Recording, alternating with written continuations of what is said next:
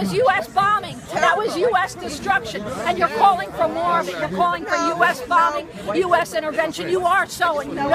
Yes, you are. That sign says sanctions. Do you know how many people died when the U.S. sanctioned Iraq? It was over 1.2 million Iraqi children died from U.S. sanctions. You want to do that to Sudan? Just because of some political thing? Come on. The Western imperialists don't save anyone. The Western imperialists, the bombs of the Pentagon don't save anyone. Show me a single place that they have ever saved anyone.